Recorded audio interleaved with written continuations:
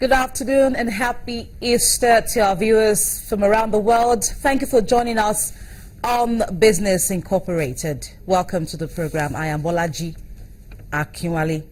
Today, most financial markets and main businesses close for the Easter celebrations.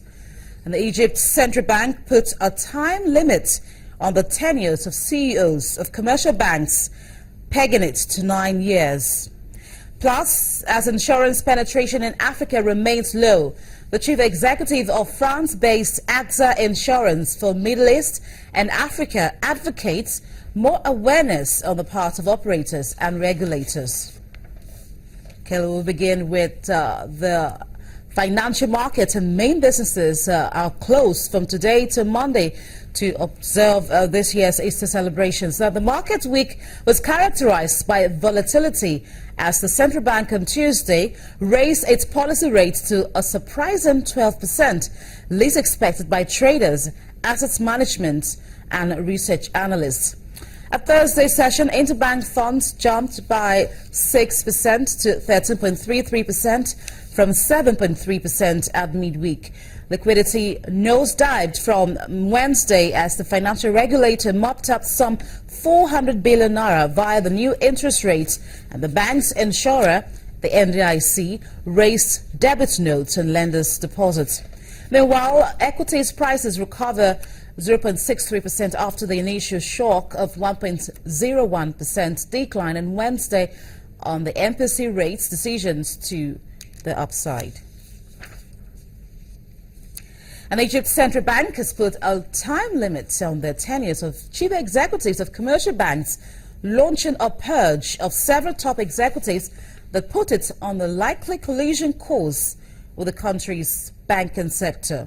To help modernize the sector and inject what it called new blood, chief executives of public and private banks, as well as the heads of foreign banks operating in Egypt, would have to step down after 9 years.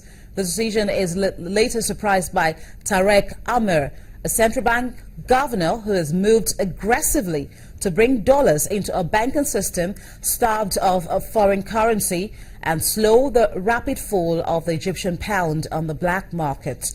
The decision to cap CEO terms caused fears among bankers who described it as an unexpected overreach into the private sector's affairs. The rule will force 8 top executives to resign the positions soon. An oil-dependent Gabon seeks to diversify its economy by industrializing its wood sector, which for many years had fallen victim to high levels of illegal exports and unregulated deals. Stepping away from its traditional oil-based economy, Gabon has sought to industrialize its wood industry with the creation of West Africa's largest economic zone just outside the commercial capital, Libreville. Launched in 2011, the Nkok Special Economic Zone spans an area of 1,126 hectares and has brought in over $192 million and employs over 7,000 people. But environmentalists have warned that not enough is being done to protect trees and grow the industry in a sustainable way. Gabon authorities are still struggling to curb illegal logging despite the introduction of reforms such as export bans on unprocessed timber, which often ends up as furniture or flooring in wealthier countries.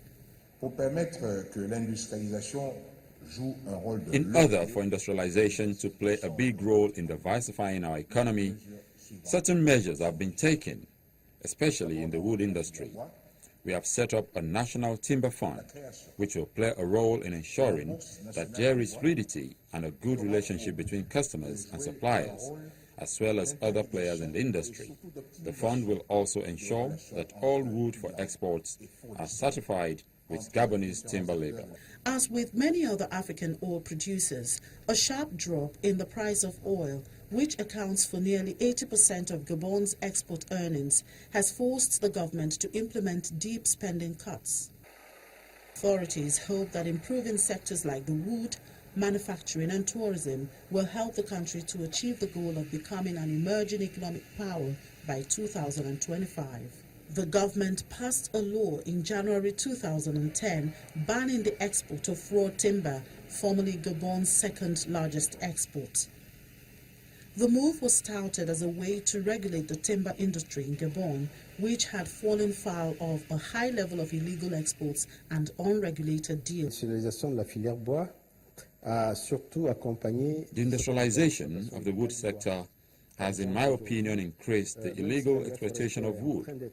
For example, today, even though a law regarding forestry is being reviewed, we continue to see the exploitation of rare wood, such as the kebazingo. We are currently experiencing levels of illegal logging that we have never seen before.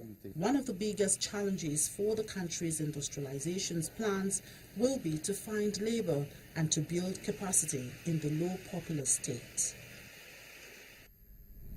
Still to come on Business Incorporated, the chief executive of AXA Insurance talks about the global insurance market, especially as it relates to the Middle East and Africa. We'll be right back.